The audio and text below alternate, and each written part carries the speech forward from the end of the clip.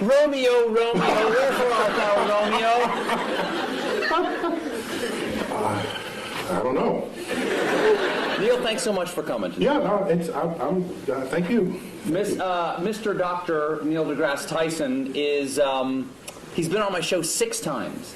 And often when I come out to greet the audience before I do my show, they ask me, who's your favorite guest of all time? And I say, not just for volume, but it's Neil deGrasse Tyson. Because not only do I love what Neil knows, but I love that he loves what he doesn't know. Always interested in the next thing to learn. Oh, yeah. And always roll to whatever idiocy my character wants to throw on him. I think the only time I ever surprised you, as you told me a little while ago, was I asked you, should scientists go to Argentina or hike the Appalachian Trail?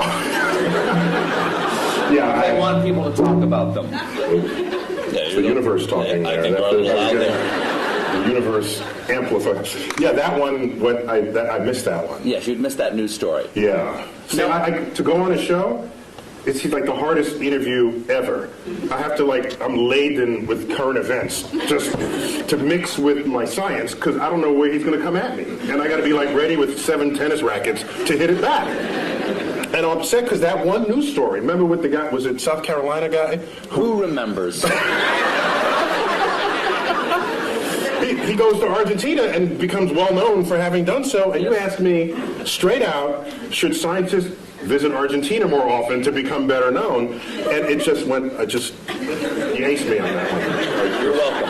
Now, Neil, we've got a lot to talk about tonight. Yeah. A lot of subjects. Science is a big thing. But I want to start off with, this is not a bribe. I want to start off with... What's these chairs? I feel myself sliding. No. When he first walked in, I said, oh, welcome to the barn raising. I realized we were speaking before the Amish tonight. Now it's going to make it tough to talk about science and technology. All right, Neil, I want to start. I want to start in a broad way. Are you tweeting now, or are you actually trying to interview me? No, I'm just looking at photos of myself. Get a little work done. I need a little freshen up. Now, let me ask you a very basic question. Science, from scientia, in Latin, meaning knowledge. I didn't take Latin, but I'll take your word for it. Is it better to know or not to know?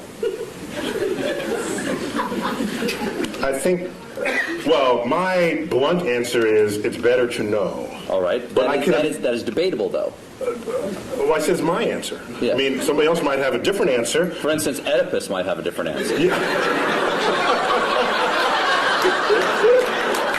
Yeah, I mean, I think... Is knowledge always a good thing? I have to say yes. Why? Because it empowers you to react and possibly even to do something about it if something about it needs to be done. Okay, but who we are is what we know, right? Part of who we are is what we know.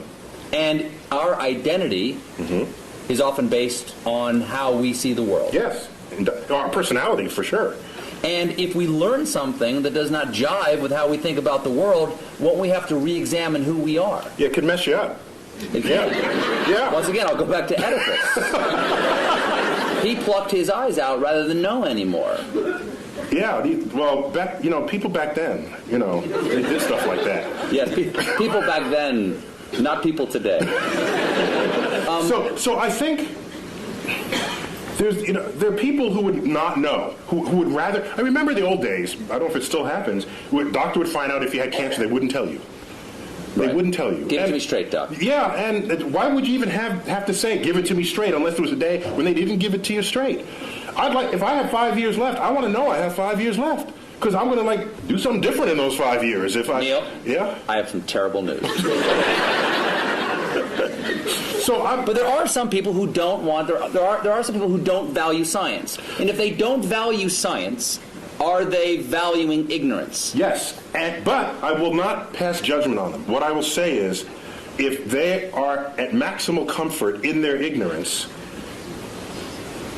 Fine, except that they will not be the participants on the frontier of cosmic discovery. They will be disenfranchised. Hello? Hello? I'm sorry, I've got a phone call. Hello? I'm sorry, I have to take this. Hello? My mic isn't working? Hello? Now who's in control? So they won't be in control of the next participant. No, they won't. Not only will they not be on that frontier making any discoveries, they're not in a position to enhance their life for having access to those discoveries themselves. Can knowledge ever be a bad thing? I don't think so. What about actions that knowledge takes us to? Do you think that Oppenheimer, when the bomb went off, and he said, "I am become death, destroyer of worlds," do you think he perhaps questioned for a moment whether the knowledge they achieved that led to the creation of the bomb perhaps should have been left undiscovered? Do you know what he said in response to those kinds of questions? Yes. He said, because people said, have you usurped the power of God? Have you? And he said, if God didn't want this power to be there, he shouldn't have put it in the atom in the first place. Kind of an interesting point, I think. What are we saying is that the world is accessible to us. So would you say, don't smelt the ore and make iron and make a sword out of it because you could cut yourself? Back then, that's the counterpart statement from the Iron Age. And if you were around back then, you'd be sitting in this chair saying, don't make the sword, because you'd unleash evil on the world. Okay, I'll step back from don't make the sword. How about don't lick the flagpole in February? Yeah, You will learn something. You will learn something, but at a price, Neil. that'd be data. It's a data cost. It is. Yeah. There is a data cost for that, isn't it? Yeah. Also, Adam and Eve. They ate of the tree of knowledge of good and evil, Yeah. and they paid a price. Yeah. So God does put things into atoms he doesn't want us to know about. Yeah. However, I think Yes? I don't want to blame the knowledge. I want to blame the behavior of people in the presence of the knowledge. So maybe we need better knowledge management. Do you think that scientists go? You can applaud him. He's the hero. Well, how about this? Do you think that scientists should be allowed to do anything they can? I heard a big no over there. Someone just said no. You know, people made fun of him for doing this, but during one of President Bush's State of the Union speeches, Which one or two? Bush 2. He said he warned against man-animal hybrids. Okay? And a lot of people, like me, made fun of that by showing pictures of, like, Senator Alligator Man going, boo, boo, yay, man-animal hybrids. But if scientists could make man-animal hybrids, wouldn't they? There are scientists who want to make man-animal hybrids. Should we make man-animal hybrids? I ask you, Senator Tyson. Should there be any limits like that? I think there's some creepy things about that, and I've met some scientists who would think that'd be an intriguing thing to do. Yes. Okay?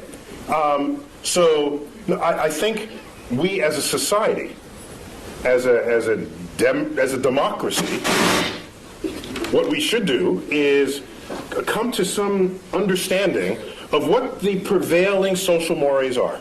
And no, science should not cross those barriers. And by the way, scientists are often ones to try to prevent that. Einstein among them, for example. He didn't want to make the bomb after he first told Roosevelt he should make the bomb. He changed his mind because his conscience, his moral conscience, descended upon him. Scientists are not without moral code here. So as a culture and as a society, we decide what should be the prevailing cultural mores, and I think we should all be beholden to those. What do you think of the portrayal of scientists in movies? Because often, for instance, the scientists who make the Terminator, they're the bad guys. Scientists lead us to the Terminator, or they create the superbug that wipes out the world, or they enrage the monster at the bottom of the sea. When you part the curtains and at the bottom of all of that, there's a politician funding that research.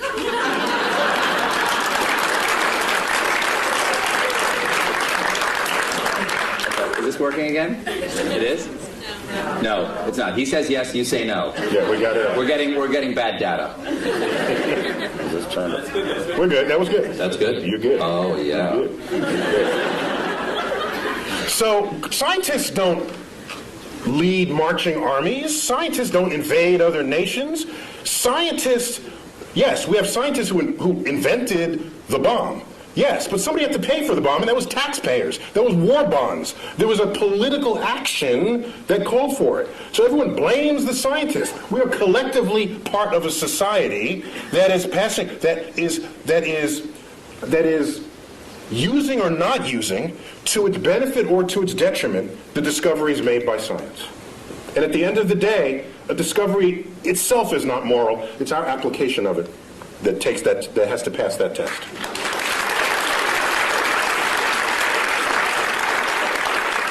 Would you agree that there's a distrust of science on a certain level in our country? I mean, unless it's, going to grow my hair back. Yeah, the right.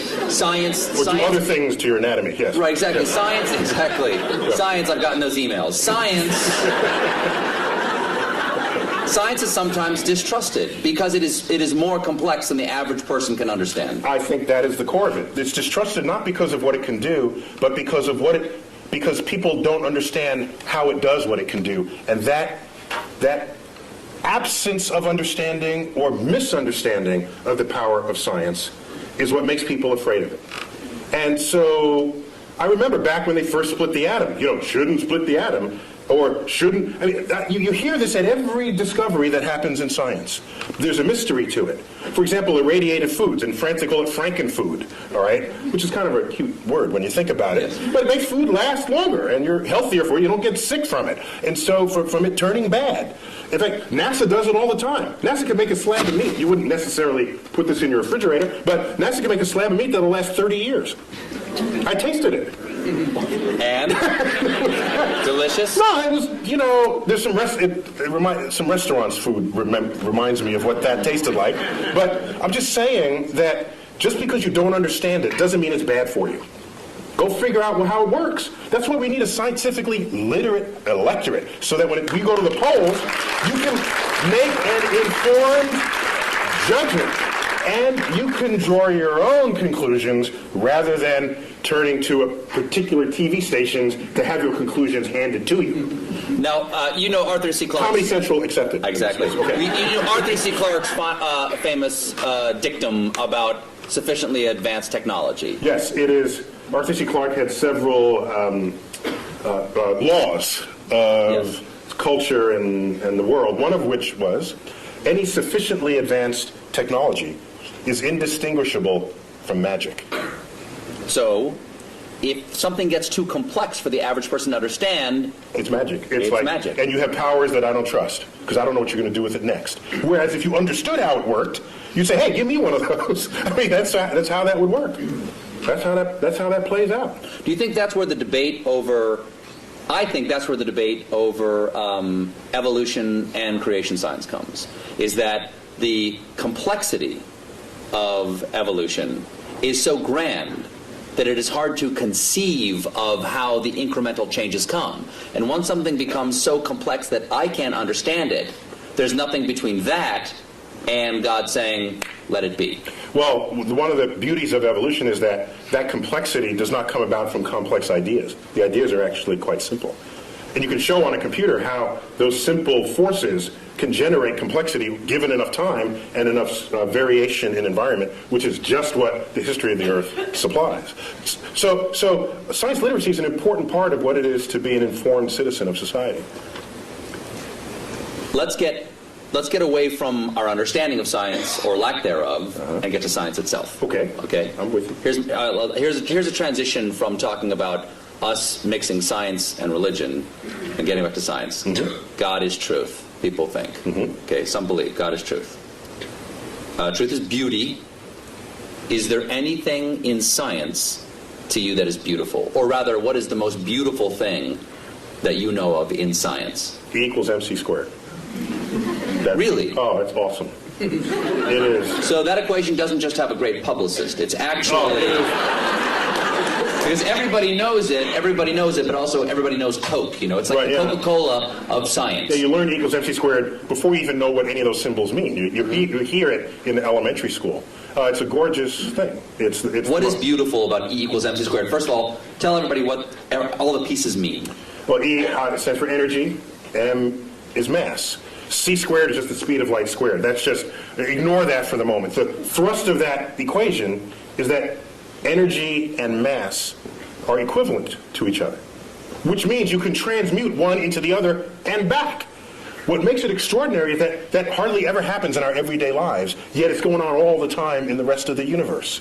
And so we're in this little pocket where E equals MC squared is not visible. It's not visible. It's not happening in our lives. No. But if it did, the world would be really different. Light coming from that bulb would all of a sudden pop into a particle, and the particle would combine and pop back into light again. Would it hurt?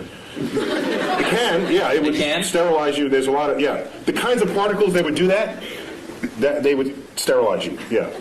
That'd be bad. I've had my kids. Yeah. So it goes on in the center of the sun. It went on at the Big Bang. It goes on throughout the universe, wherever it's hot and heavy. But what is beautiful about it to you? It's simple. It's simple, yet it accounts for hugely complex things. And for me, that is where the beauty lies in the truth. No. If I had to give you a complex theory to understand a complex phenomenon, send me home. Because what's the point? Now, there's no tablet in the sky that said it had to be simple to end up being complex. It's just a remarkable fact about the universe. So why not celebrate it? The fact that pi, right? Let's say the numbers together. 3.1415926. We got a few geeks over there. There's a nerd fest. We got a geek thing going on over there. Not bad. The fact that you take a circle of any size, a circle the size of the universe itself, and divide it by its own radius, and you get that number, that's beautiful. I have to pause, and I get misty thinking of this. That's just another one, that the atoms and molecules in your body are traceable to the crucibles in the centers of stars that manufactured these elements over its lifespan, when unstable, on death, exploding its enriched guts across the galaxy, scattering it into gas clouds that would ultimately collapse and make a star and have the right ingredients to make planets and people. Which means we are part of this universe. As I've said many times, and goes back, not only are we in the universe is in us. That is a profound concept. And I think it's the greatest gift that astrophysics gave culture in the 20th century. There's a research paper in 1957, and I say that because one of the authors just died, like 2 days ago, Jeff Burbidge. Burbidge, Fowler, and Hoyle. One of the most famous research papers that no one ever heard of. You know why, I think? Because it had 4 authors, not just one, and it took decades to figure out, and it wasn't just somebody burning the midnight oil, so it doesn't lend itself to poetry or screenplays, because it's a collaboration, so nobody wrote about it. But we knew that we are star stuff. We knew that we are stardust at the middle of the 20th century. That connects us to the universe like no other fact. That's beautiful.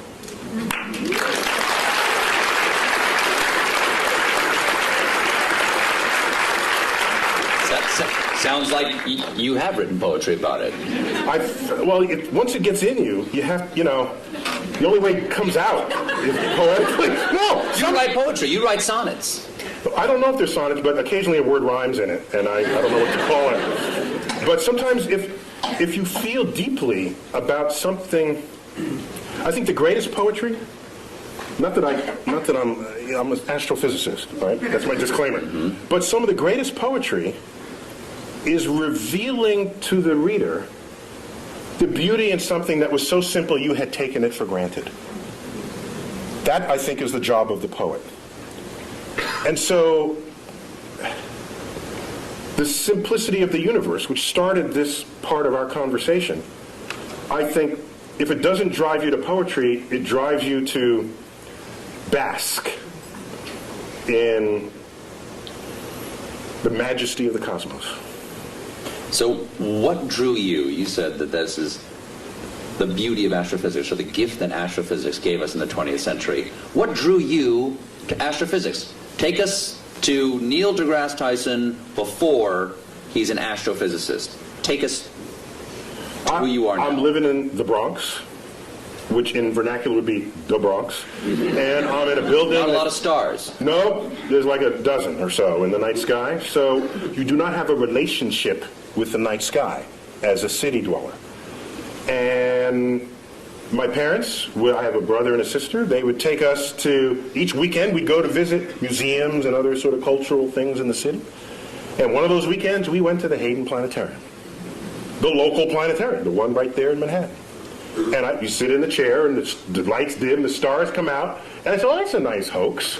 You know, that can't be real. I'll enjoy it while there's it, but that's fast. They think there's that many stars up there. Like, what kind of, are they pulling my leg? And a couple of years later, I go out to Pennsylvania in another trip that we took, and I looked up at the night sky, and in what persists to this day, in what is an embarrassingly urban thought, I look up at the night sky from the finest mountaintops in the world, and I look up and I say, it reminds me of the Hayden Planetarium. It's embarrassing. See, I beg forgiveness. Wow. But so strong was that imprint that I'm certain that I had no choice in the matter, that in fact the universe called me. And I wonder that if I'd grown up on a farm and the universe and the sky was just always there, I wonder if that would just have become wallpaper to me, and I wouldn't have then been struck by it as I was at age 9. I'd never known anything of it. And then it just slaps you in the face. And from then on, I was hooked. It took 2 years for me to figure out you can do that as a career. But starting at age 11, you asked me, you know that annoying question adults ask kids, what do you want to be when you grow up? I heard a comedian say, you know why they ask? Because they're looking for ideas. That was Paula Poundstone who said that. If you had asked me from age 11, what do you want to be when you grow up, I would have told you flat out astrophysicist. And my whole life aligned to that. Got a telescope, got a camera, photographed it. All my science fair projects, one was getting the spectra of the sun and analyzing features in the spectra. I built the spectroscope. So I was like nerd kid, card carrying. But I was bigger than other kids, so I was insulated from a lot of what might otherwise happen to nerd kids. But you wrestled, too. I was captain of my high school's wrestling. I've seen you in that wrestling outfit. Oh. You can rock a singlet. Well done. Now, singlet is what you call the one-piece... they know. No, okay.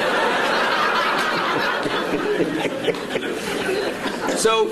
You wanted to become an astrophysicist. That leads to another question, which is, is it better to not to know? It's better to know. Can it be beautiful? Yes, it can be beautiful. Is science a thing, or is it a way to look at the world? Is it a verb, or is it a noun? It is both. The world is not just, is it this or that? Is it a planet or not a planet? Sometimes... You must choose. It's fuzzier than that. Sometimes... So if I have a lot of facts in my head, if I can absorb a lot of facts, am I a scientist? No, you're a fact memorizer. In fact, I'll accept that as a compliment. Our academic system rewards people who know a lot of stuff, and generally we call those people smart. But at the end of the day...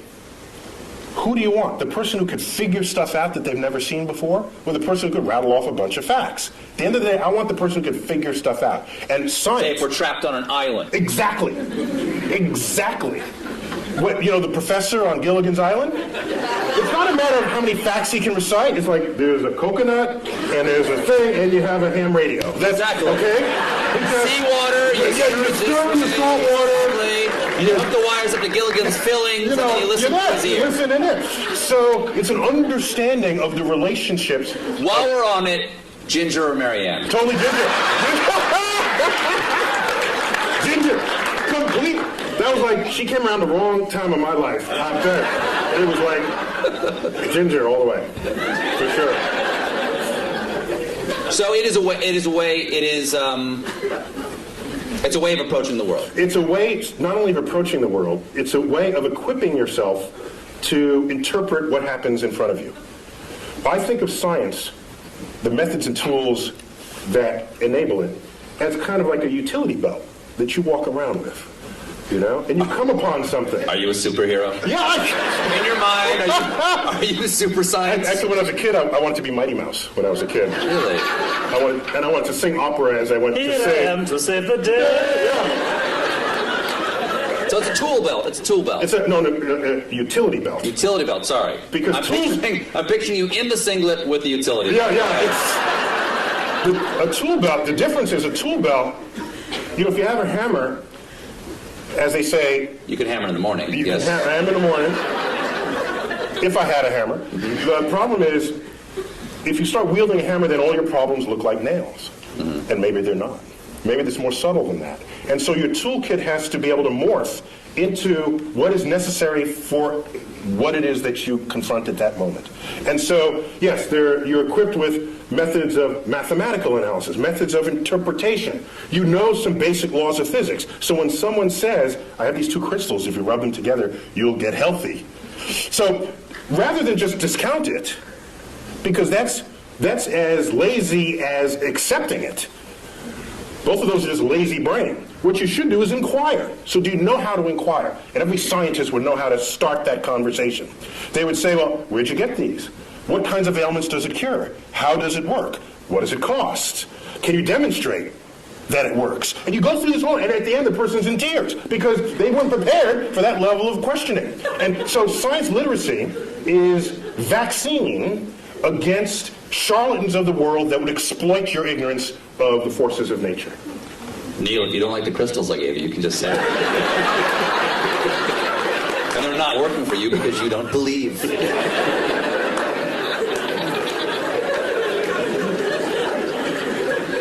Is there any science fiction you admire or that you enjoy? Or do you see the holes in science fiction and go, I can't enjoy that? Of course he would know the effects of a neutron star. He doesn't know tidal forces?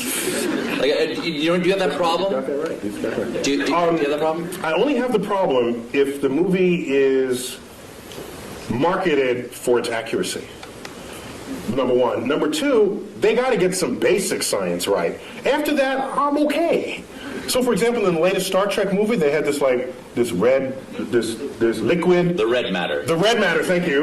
Release the red matter. Release the red matter, and you drop it into the core of a planet, and it turns a planet into a black hole.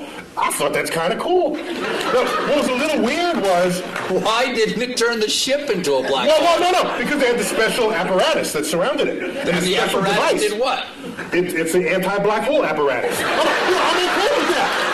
See, I was not losing sleep. That didn't bug you? Over what held the black hole. I didn't have an issue with that. But oddly, what I had an issue with was they needed this drill, which is a very cool kind of, that was the coolest thing I'd ever seen. Exactly. A drill that would drill to the center of your planet, and they dropped I'd say, if that would turn a planet into a black hole from its center, it surely would turn into a black hole from its surface. So you just drop it on the surface. That would Kirk and Sulu fight on. I know, right. They have to fight on the platform. So I'm okay. I got angry with Jim Cameron about Titanic.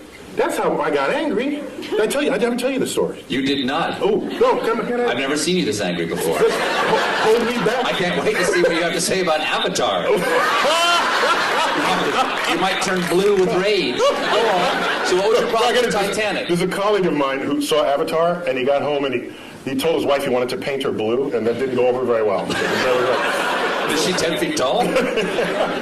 So Titanic, you may remember, was marketed as a film of high accuracy because Cameron had funded this submersible to go down and it checked out the staterooms and the wall sconces and the china patterns, and so they reproduced that to detail. And so here they recreate the ship for the movie. Can you double check that? No, because he had the submersible. You just have to trust him, okay? No, you got to trust him. So now, the ship sinks, yes. Right? Did I give away the... Well, you see the movie yet? I'm sorry. Okay, so the ship sinks. I do, I remember. You remember it, okay? Very sad. And it's Kate Winslet. on the flow. Remember that? And Yeah. she's delirious. This isn't the scene where she's naked. Oh, sorry. Go on, She go was on, kind she's of like dressed. that for Okay, that go too. ahead. No, she's on the flow, on the whatever, the plank, and all right, she's looking up. We know the date, the time, the weather conditions, the longitude, the latitude. We know all of this about the sinking spot of the Titanic. There is only one sky she should have been looking at, and it was the wrong sky.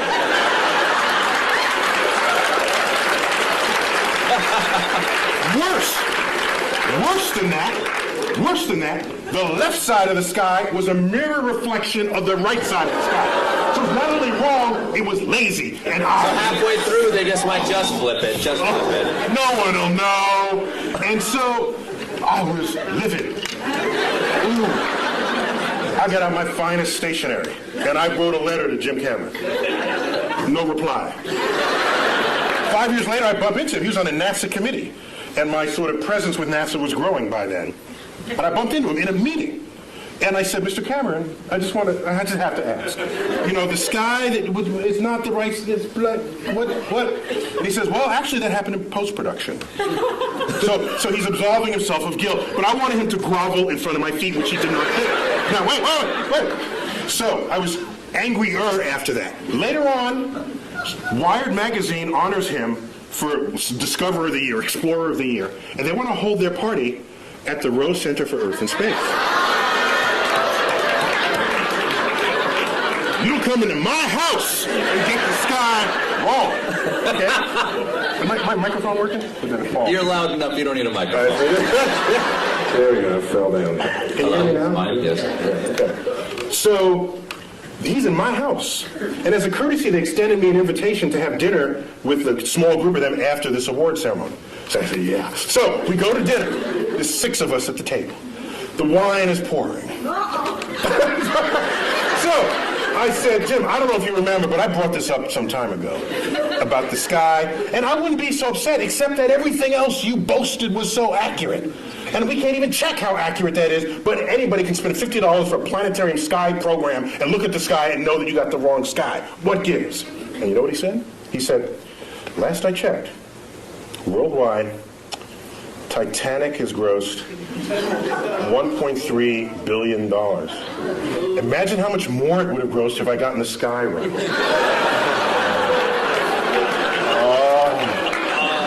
Oh, man. So sorry. That. If I had a tail, it would have been like between my legs, and I would have. And so I think you won that conversation. No, actually, I did. He retreated into his bank account. Here's what happened. But that money will all eventually be gone, and he would still have gotten the sky wrong. Oh, that's an interesting point. That's right. The sky will Outlived even James Cameron. However, as dejected as I was, 2 weeks later, I get a phone call. Forgot the guy's name. He calls me up and says, "Hello, it's Dr. Tyson." I said, "Yes." He said, I forgot his name, Johnny Smith. "I work in post-production for Jim Cameron. He is releasing a 10-year director's cut anniversary edition of the Titanic, and it will be adding new footage from the deck. And he tells me you have a sky that he can use."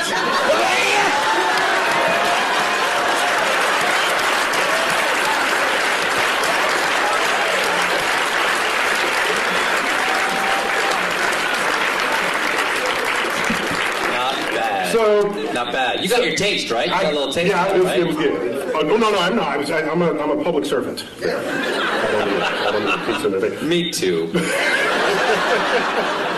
So if you're gonna claim it's right, then I'm gonna hold you to it. If you're not, then I'll just sit back and enjoy it. What is you know what I don't like? I don't like is the people who you go see a movie with who read the book first. Get rid of them. They don't belong in the movie theater. All right? It's like, the book was better. Well, get the hell out of it. Get out of the movie theater. Then go back to your book. Leave me alone. Those people I can't stand. Stay home. We should not go to the movies together. Now, okay, I got 3 different things. What is the latest discovery in astrophysics that we should all know about? One of my favorite.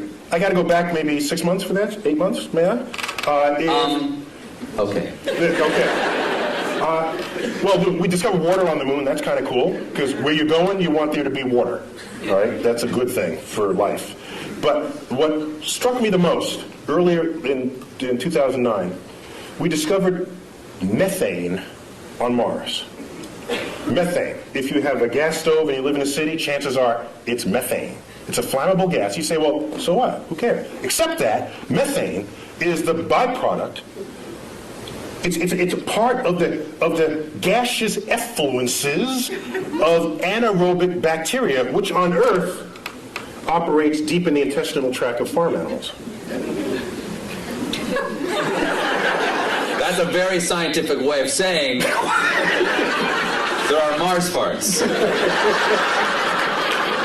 That's what you're saying, I right? didn't want to say it. Yeah. You got a doctor in front of your name. You can't say stuff like that. I can't say stuff like that. But that means that is possibility, or is that yeah, there's life, but no one will come out and say it? It means while you can generate methane other ways, such as well, it's sunlight. It's a combination of pressure, temperature, and energy source. You can manufacture methane. Magic. So, but chemical magic, yes. Chemical magic. But it is a natural byproduct of bacteria that thrive in the absence of oxygen. And you don't have oxygen deep in your intestinal tract, neither do any farm animals. And if you're down under and Mars doesn't have oxygen. So it's tantalizing to think that maybe there are life reservoirs in aquifers beneath the Martian soils. As I was saying before about is it better to know or not to know, there are things about our own identity that we take from the knowledge that we have, Yes, we do. or the things that we don't know, the assumptions of things that are not there to be known. And instead of using the word identity, I'd say they have an impact on our ego. Yes. Because the more we learn about the universe, the smaller we get, all right? In time, in space, in size. And so if you go in... Not the way you just described it. The way you described it, you're a supernova. Well, that makes you bigger. Well, I think if you know about what's going on, then it's not mysterious and you're a participant in the unfolding cosmos. Otherwise, you are consumed by it and you fear it and you shun it. And you say, I don't want to know that I live on a speck called Earth, orbiting an undistinguished star in the corner of an ordinary galaxy in an expanding void of the cosmos. There are some happy thoughts in there, like understanding how that works, recognizing that the human brain figured that out. That's kind of cool. There's a lot we still don't know, but what we do know, I think we can sit proudly and celebrate what we know about the universe. Maybe now, not every one of us figured it. Took a few key people like Newton and Einstein, but we learned what they taught us, and each of them stands on the shoulders of giants that came before them, just as the quote goes. Let's celebrate it, not fear it. But if we found out that there was life someplace other than Earth, what do you think that would do to our identity or our ego? It may signal a change in the human condition that we cannot foresee or imagine. I think it would. Now, I think the issue would be not if we find bacterial life, which is kind of what we're looking for now. Bacterial life, there's no question about whether in our mind's eye we reign supreme over bacteria, although it can win. Bacteria, do you know in 1 linear centimeter of your lower colon lives and works more bacteria than the number of people who have ever been born in the history of the world? So in fact, we are just hosts for bacteria to lead their lives. So from the point of view of a bacteria, we're just a place to live. A dark, warm place to live. But we're a planet, and they don't believe there's bacteria in any of the other planets. That'd be an interesting sci-fi novel. So the real issue is, if we find life on another planet that's smarter than we are, that would totally mess with our ego. That'd be the last, nail in the coffin of our ego. That used to be, well, we're humans, and we're on Earth, and Earth is small, and the sun is insignificant. That'd be the last one, and I don't know how we'd be able to handle that. Do you think that there have been discoveries that have happened? For instance, I have heard discoveries that have changed our point of view about the universe that we are not aware of, that they've changed. In other words, the change has been so gradual, we don't realize we see the world differently.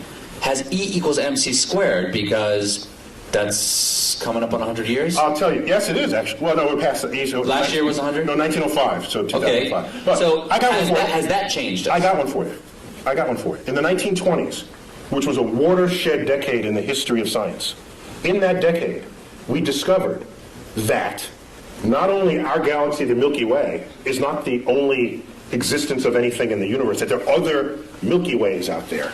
That recently? 1920s. Was it just the optics didn't exist for that? We needed a big enough telescope, and Edwin Hubble wielded all the glass that necessary to accomplish that back in the 1920s. He said Hubble, before the telescope, was a man and had his own telescope, the biggest of its day, and he made that discovery. That there were these spiral fuzzy things in the night sky. We thought they were just local to us. They're whole other systems of stars. 100 billion stars unto itself, outside of our system. Not only was that discovered in 1926, 1929 he discovers that the universe is expanding, which means it may have had a back then, it may have had a beginning. If it's expanding, that meant it was littler in the past. Well, there must have been a day when it was all together in the same place. Thus was born the Big Bang. Okay, so now, also in that decade, quantum mechanics, quantum physics was discovered. That is the science of the small, the science of electrons, protons, neutrons, particles, nuclei. At the time, you'd say, this is just physicists burning tax money. Because who cares about the atom? I got my horse to feed. I got kids, you got issues in society. Yet it's quantum mechanics that is the entire foundation of our technological revolution. There would be no computers. There would be none of what you take for granted, your iPod, your iPhone, cell phones, the space program, without our understanding of the laws of physics as they operate on that atomic and molecular and nuclear level. And so the chemist has no understanding of the periodic table of elements without quantum mechanics. To them, it's just a list of elements. Quantum mechanics tells you why this column is there, and that's there, why this mates with that, and why that makes a molecule with that. That's quantum mechanics, and it's unheralded. You ask me, is there any discovery that has changed how we live? It is quantum mechanics. And I make this point because I'm ready to...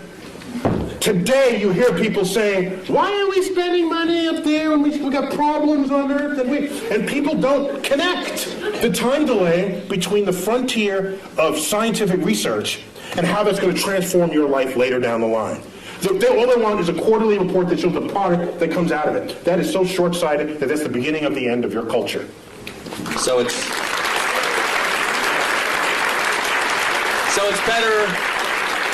better to know. That's a really long answer to my first question. My second question is, let's take some questions. Do we have time to do that? Q&A. You better wave. You better hit me in the head with a rubber band. Okay. Very quickly before we get to questions here. How many can I ask? Ask one. Do we have microphones, or are we going around the room? We can repeat the question if there aren't enough microphones to go around. Let's start right here with just one, please, sir. Is there a brown dwarf star approaching? Is there a brown dwarf star approaching? Okay, dare I suggest that I think I know much more deeply about what's behind that question. He's asking about Planet X. Do share. That would swing by Earth in the year 2012 and tip us on our axis and have it be the end of civilization as we know it. Is that right, sir? Oh, I heard about that. Yeah. I'm digging a subterranean chamber. Yeah. Me and my kids are going to be fine. Yeah, go on. Once again here. It doesn't exist. Moving on. Next question. Yes. No, there is no Planet X. All gravity, all principal sources of gravity in the solar system are present and accounted for. Anything Yes, we sir. discover now are tiny and insignificant, like Pluto's relatives. Yes. Yes. Can you say about Apophis? Apophis. An asteroid the size of the Rose Bowl. Discovered December 2004. Headed towards Earth. It's not alone among asteroids headed towards Earth, except that this one is headed, there's a whole set of asteroids that cross Earth's orbit. That alone is not a problem. You cross the street all the time, but at different times the trucks drive by, okay? So the issue is, are you crossing the street when the truck is driving there at the same moment? That simultaneity is what matters. Apophis when he ran the calculations, showed that there was a chance of it hitting us in the year 2036, with a close approach in the year 2029 on April 13th. A Friday, by the way. But here's what's significant about that. We've had close approaches before, but none this close. This is the size of the Rose Bowl, and on April 13th, 2029, it'll come close enough to Earth to dip below our orbiting communication satellites. Do you think 2.5% is a big number for that asteroid to come to Earth? No, right now the best estimates are several in a million that it will hit us in 2036. And if it does, it will likely hit the Pacific Ocean, plunge into a depth of 3 miles, explode, cavitate the ocean, send waves of tsunamis. The first one from the impact. The second one, because the water splashes back into the cavity, goes high into the air, drops back down, and sends another pulse. This will go on about 40 times. There'll be multiple tsunamis. I was just on the Santa Monica beach 2 nights ago, because Santa Monica is the first city to get hit, because it's the beeline right up from Santa Monica, 600 kilometers into the Pacific. 5-story tall tsunami would take out the entire west coast of the United States. But nobody has to die, because we know this well in advance. But I think 2 people will die. The stupid surfer who wants to surf that tsunami, we know people like this, right? You've seen them. And you know who else, of course? The weatherman who wants to bring the camera guy closer. Can you see the waves hitting the shore? Okay, take him out too. We don't need either one of them, and we'll get on with it. That would be a great James Cameron movie. Yes. Tonight there's a wolf moon. Can you explain what that means? What's a wolf moon? Okay, each full moon of the year has a name, and there are regional variations among those names. And the wolf moon, it's when it's snowy and the wolves howl. You can see the wolf in the light of the moon because the landscape is white, and the wolves don't turn white, so you can see them against this. And so depending on if you live in a region where there are wolves, that would be what you would call it. Other full moon names you've heard of, the harvest moon is one of them. The honeymoon is one. That's the moon that's in June, the honeymoon, because that moon actually never gets very high in the sky. And it's amber the entire time. It takes on the color of honey. And so it's called the honeymoon, and you get married in June. And that's where you get the name honeymoon for that. Yeah. Anyone over here? No? Yes, sir. I think, in astronomy, probably dark energy was sort of a real game changer about 10 years ago, the discovery that the expansion of the universe is speeding up. If there's a game changer in the next 20 years, what is it?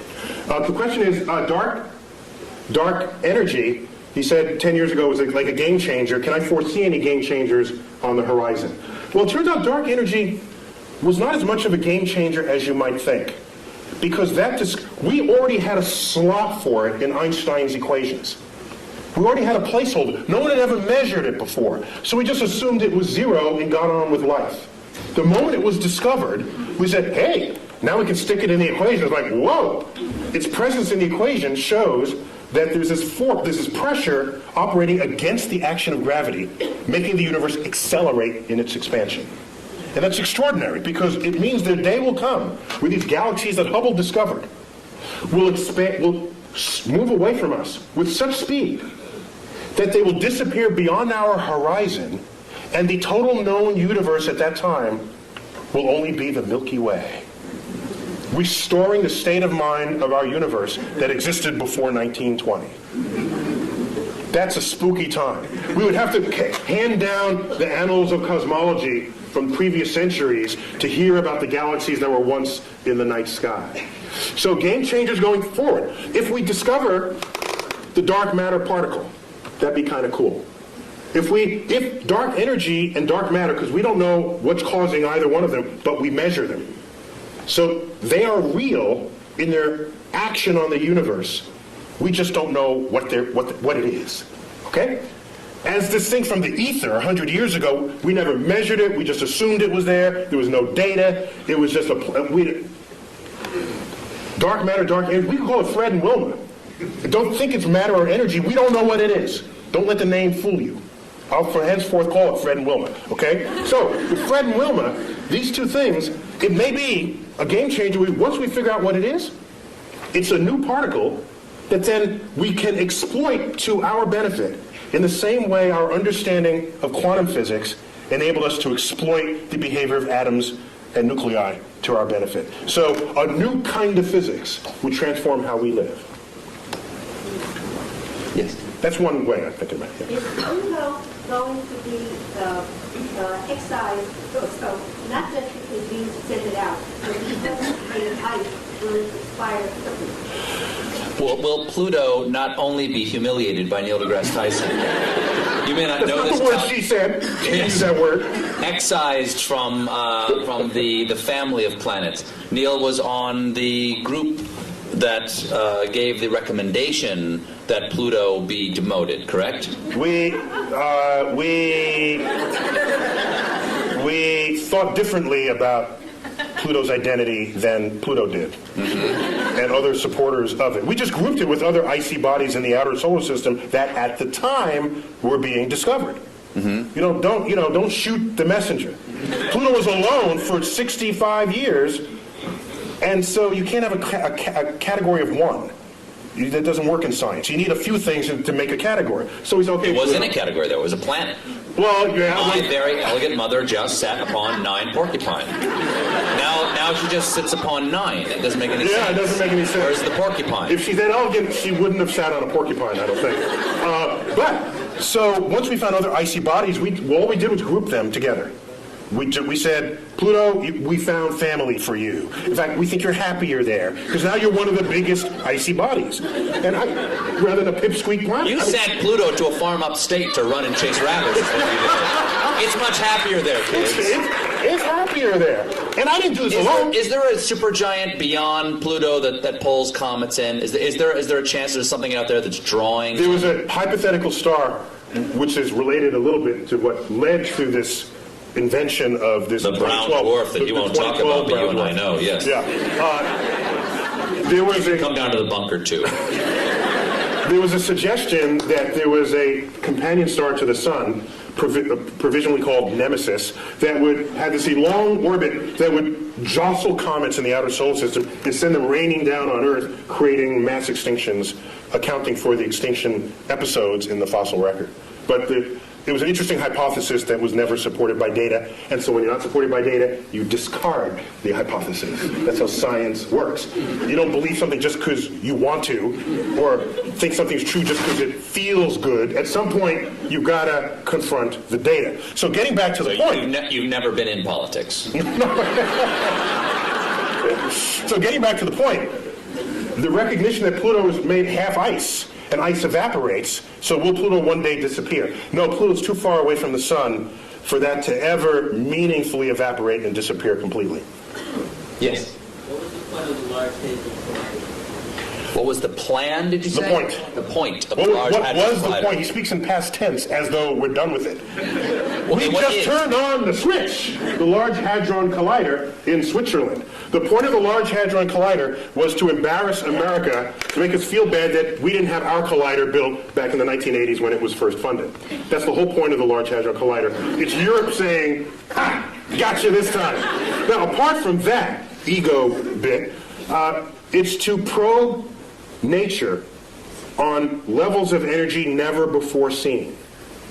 And right now, it's practically impossible to discover a new law of physics on your tabletop. We've been there. We've done that. And almost the entire history of physics is go to the edges of your points of exploration and then take a step beyond that. You're bound to discover something new. It's like climbing the next mountain, crossing the next valley. So, the Large Hadron Collider, the energy inside that particle accelerator will exceed the energy of all accelerators that have ever been built before, probing nature as never previously imagined. What is the Higgs boson? Higgs boson, that's a particle proposed that you can think of it as a kind of it's like think of it like molasses. Okay? Okay, not molasses. It's a field through which all particles move, and the interaction of those particles with that field endows them with the mass that we measure for them. It is granting them the property of mass. We have yet to find this particle, but if we do... So mass is not explained presently. That's correct. If we just measure... We don't know why we get fat. we don't know why something has mass right now. That's correct. And so now let me ask you something. If you build, let's say you build an equation this way. You've got an equation over here, you built it, and it's a house, okay? And you've got another equation over here that works. It's another house. But in your mind you think, these two houses are actually probably should be one house. You invent something that fits into the shape between the two houses, right? Yes. Like you've got a shape between the two houses. Goes, okay, there's something in the universe that is the shape of the space between these two houses. Yes.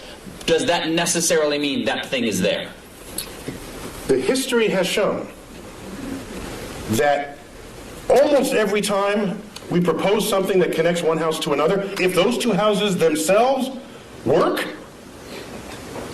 there's something in between them connecting the two. For example, in 1930s, we had this experiment with the 1930s. Quantum physics is in place. We start probing the atom. We find out there's an atomic reaction, a nuclear reaction, where there's some missing energy.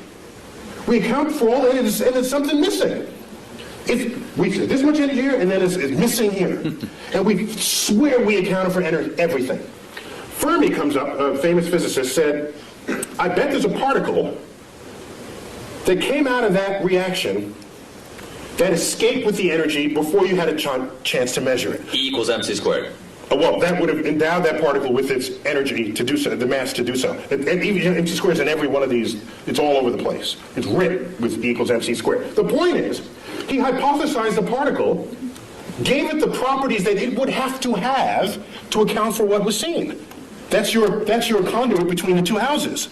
Then he says it's got to have this much energy, and it's got to be pretty hard to detect because we surrounded this in lead, and it just went straight through the lead. So I'm going to propose a particle that's hard to detect. And it's got to be little, because there's not that much mass, and it has no charge, so it's neutral. So he called them neutrinos, little neutral ones. He hypothesized. He said, let's look for them.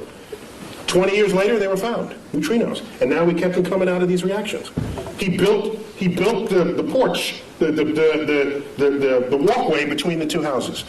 Practically every time you have two working understandings of the world, and they have to coexist in the same universe, there's something that's going to connect them.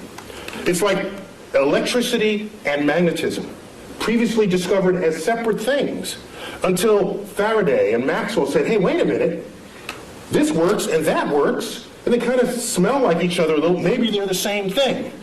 So a whole theory came out to put the two together, and it is the theory of electromagnetism. You know this word. You just take it as a single word, but those used to be separate concepts. So we're going good with this. We're on a roll here. So why not continue? That's right. Do parallel universes exist? Do parallel universes exist? We don't know. The parallel universes are losing favor to the multiverse. We have some cogent theoretical expectations that our universe might be just one of many, spawned from this hyperdimensional medium, which we'll call the multiverse. There's no data to support it, but we have good theoretical premise to think that it's there. And we have philosophical precedent. We used to think Earth was special and unique. It wasn't. We got 8 planets. We thought the sun was special. It's one of 100 billion suns. Thought the galaxy was special. No, it's 100 billion galaxies. We have one universe. Or do we? The track record said, why should there only be one? Be open to the possibility that you don't live in the majority-looking universe that's out there.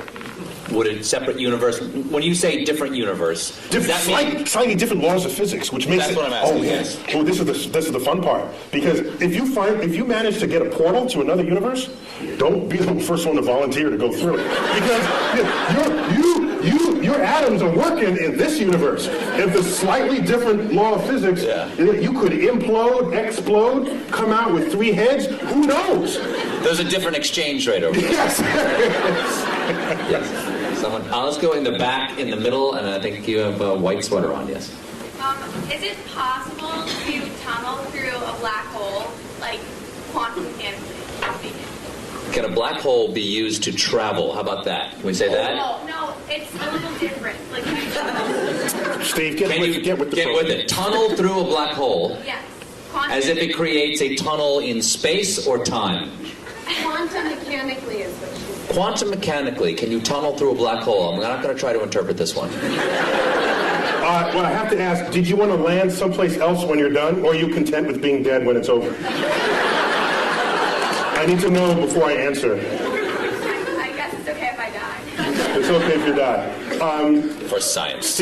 For science. Stephen Hawking showed just recently that, and for me this was kind of spooky amazing, that black holes remember everything that they have ever eaten. Which means it's not a tunnel to anywhere. Everything that it ate is sitting there at the singularity at its center. Now the spooky part, that's not the spooky part. The spooky part is, Stephen Hawking showed 40 years ago that black holes can actually evaporate. The matter that's within a black hole can rise up out of the gravitational field that surrounds it and spontaneously birth a pair of particles. That's just E equals mc squared doing its thing. E equals mc squared. The gravity field has high energy density. Out of that pops particles, and those particles escape, taking matter away from the black hole, from the gravity field of the black hole. Doesn't that fly in the face of how we think of a black hole? In a black hole, gone forever, because nothing escapes, because nothing can surpass the energy needed to go faster than the speed of light. Except quantum mechanics. This quantum physics from the 1920s gets you out of that problem. That's a classical understanding of black holes. You layer quantum mechanics on it, weird stuff happens. Completely legitimately weird stuff happens. So you birth these particles outside the thing. Now here's what happens. I dump you... That sounds like that. I'm not interrupting. That sounds like science is making magical exceptions for itself. Quantum physics is kind of magic. Because none of it issues forth from your common sense. Particles pop in and out of existence. One time it's a wave, the next time it's a particle, and it interacts with itself. And you measure it here, but it shows up there. If we were forged in that world, then all that would be common sense. And E equals mc squared would be a daily phenomenon. You wouldn't need Einstein to figure it out. You'd be learning it in elementary school. But that is a foreign universe to us. And so what goes on there, you are prone to say, that doesn't make sense. You know something? It's of no obligation to make sense to you, because your senses didn't come out of that universe. Out of that universe of tiny particles. We don't live there. If you let something go and it drops, you say that makes sense. If you let something go and it goes up, you say that doesn't make sense. In quantum world, that happens all the time. It would make sense in the quantum world. So I submit to you that if I take your body and dump it into a black hole, what Stephen Hawking showed is that all the particles that went into the black hole, let's say it's Stephen Colbert black hole, okay? No other contaminating bodies but your atoms in the center of this black hole. And I wait around, and out here in the gravity field, particles pop into existence. And I make a check. How many protons? How many neutrons? How many electrons? How many neutrinos? By the time this black hole is evaporated, it would have been every single particle that you were having fallen in the first place. Extracted out of the energy field of the black hole. So it remembers who you were even out in the gravitational field. That's spooky to me. Is the black hole now gone? Gone. Just it pops out of existence. Evaporated. It takes, by the way, it takes several trillion years for that, so don't wait around for it. It's that young man right there. How do you figure all this out? Okay. How do you figure all this out? It's an excellent question. Yeah, it's a good one. Isaac Newton did it all by himself. He was like really, really, really smart. A quick Isaac Newton story. He discovered laws of motion, laws of gravity. Just shows that planets don't orbit in circles, as Copernicus had thought, but in slightly flattened circles we call ellipses. And so a friend of his said, hey, Ike, why? That may be called, I don't know what it's called. Why that shape and not some other shape? He couldn't answer that question. I'll get back to you. Goes home for 2 months, comes back. Here's why it's that shape. They're conic sections, they're cuts through the thing. And said, well, how did you figure that out? He said, well, I had to invent integral and differential calculus to figure it out. So some people invent their own tools and methods to discover the world. Most people learn the tools from someone else and then apply them to make incremental changes. Some people make huge changes, like Isaac Newton and Einstein and others. Isaac Newton once said, if I can see farther than others, it's because I've stood on the shoulders of giants who have come before me. But I've read Isaac Newton, and his stuff makes the hair on the, if I had hair, it would rise up on the back of my neck, how plugged in he was to the universe. And I'm saying to myself, that quote cannot have possibly have been honest. What it really meant, if I'd re-give that quote to him, I'd say, if I can see farther than others, it's because I'm standing among midgets, that's why. He can see farther than everybody else. In the case of Isaac Newton. I'm afraid we only have time for one more question. Yes, sir. Actually, that was a great segue to my question. You talked We organize this all for your question. Sir. Early in the evening, you brought up the ideas of scientific literacy and technology management. I'd like to hear your opinions on where the policy needs to go to make a positive impact in that area. Ooh. All right, Neil. Can you repeat that for everybody? The question is, we were talking earlier about scientific literacy and our approach towards science as a nation. In your opinion, and you serve on science advisory panels, Yeah. Where do you think we need to go as a nation? What do we need to do to increase our scientific literacy? I'll answer two-pronged. One is, what do you do with your kids? And kids need to be able to explore freely. And if you look at most households, they're not designed for that. They're designed to have the kid not explore. The kid comes into your kitchen and pulls out the pots and pans and starts banging on. What's the first thing you do as a parent? Stop that, you're getting the dishes dirty. Yet these are experiments in acoustics. That's what that is. Okay? Whatever the kid is doing, if it has the chance of breaking something, you're going to tell them to not do it, without thinking that that's the consequence of an experiment that they are conducting. And every time the kid wants to do something, provided it doesn't kill them, it's an experiment. Let it run its course, even if it makes something messy. You agreed to have a kid in the first place? Fine, clean up after them. And when it open up...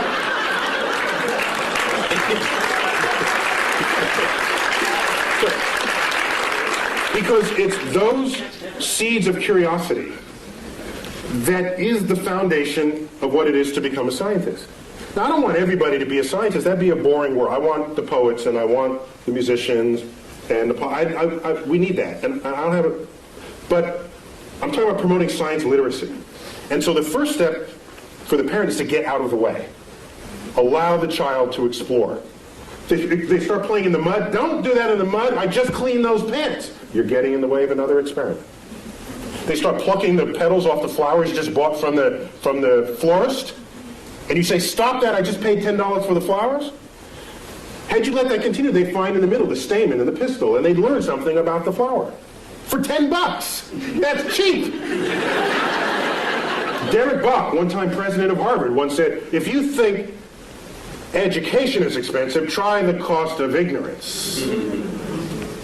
And so that's got to start at home. In the schools, I don't have a problem with the fact memorizing, but don't equate that with what it is to be wise or what it is to be smart.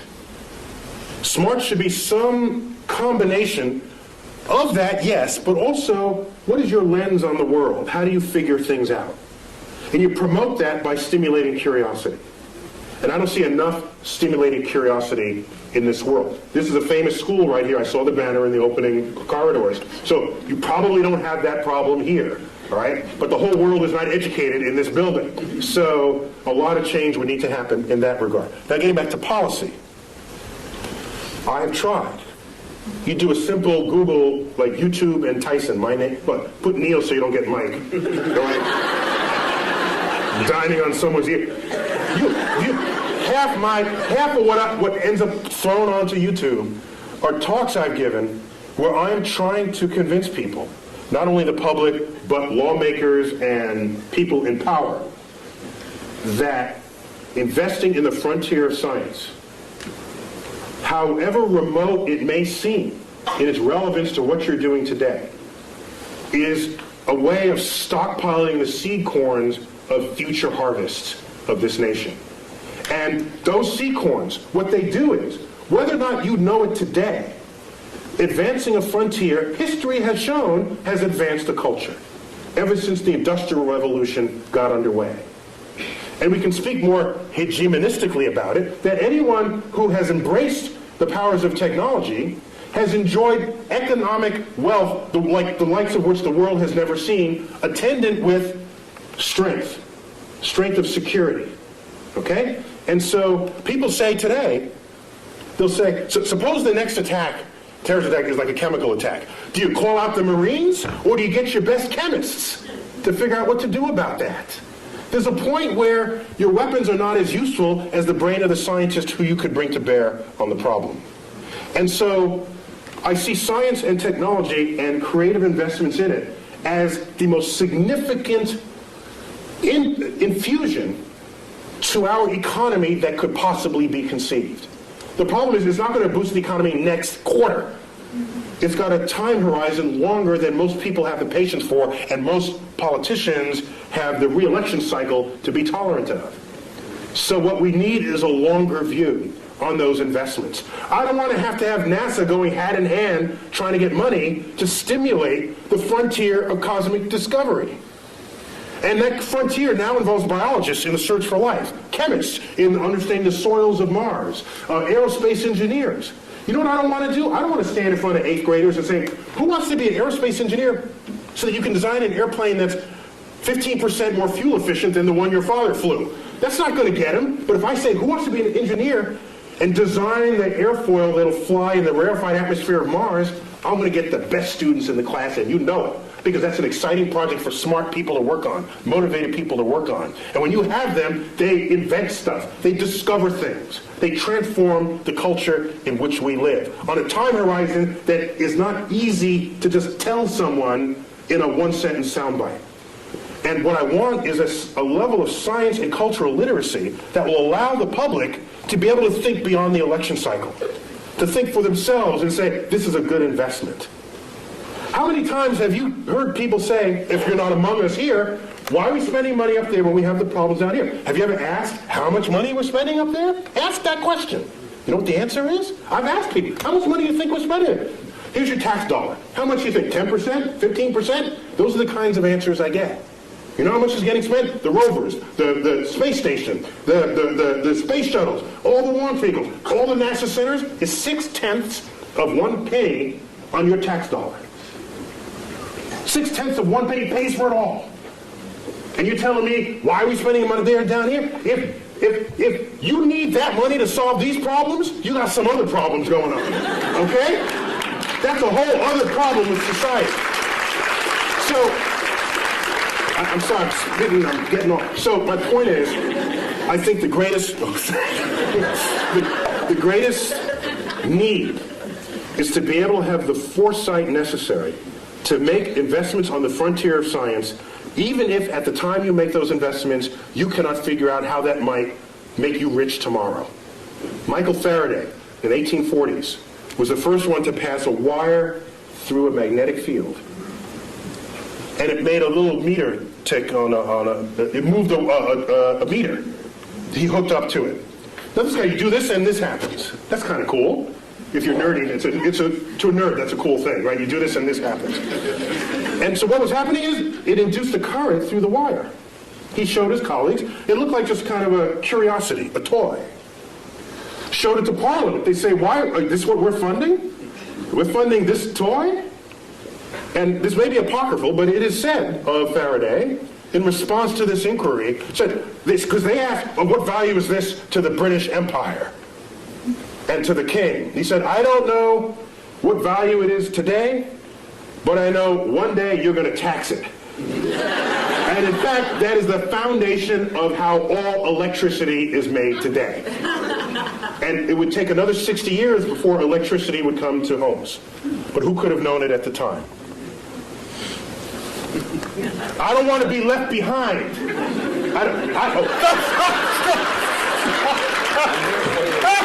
I will not leave you behind. Last thing I'll say. Yes. Last thing I'll say. The biggest news story last year to me was not the methane flatulence. No.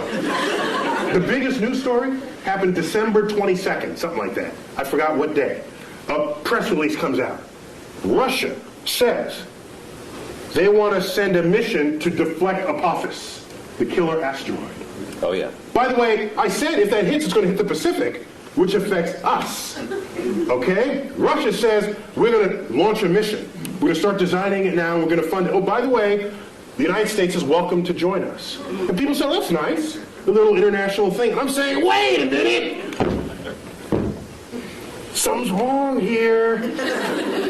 Aren't we the ones who are supposed to be starting missions and then invite other people to join us? Isn't that how it's been? So that was a sign, one of many, that our significance and meaning on the world stage is fading. And it's fading fast. And it's not a cliff, it's just a fade. And the day will come where the rest of the world just makes their own decisions about the future of their own space exploration and technologies. And we're sitting back saying, hi fellas, can we join along? Neil, we already proved we can deflect asteroids in the movie Armageddon. Yes. So there's our fantasy. We don't do it in real, we do it on the silver screen, and we're happy about that. Maybe we got to fix that disconnect. Last question. Why is there something instead of nothing? 10 words or less.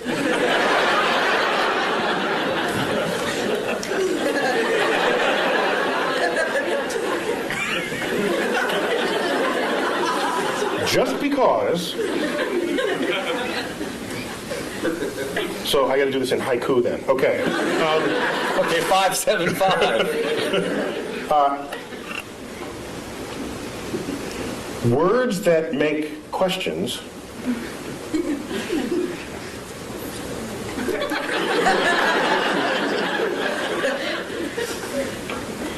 may not be questions at all. I am well rebuked. Neil deGrasse Tyson, it is an honor to have you here and an honor always to talk to you. Please, come on, give it up for Neil deGrasse Tyson.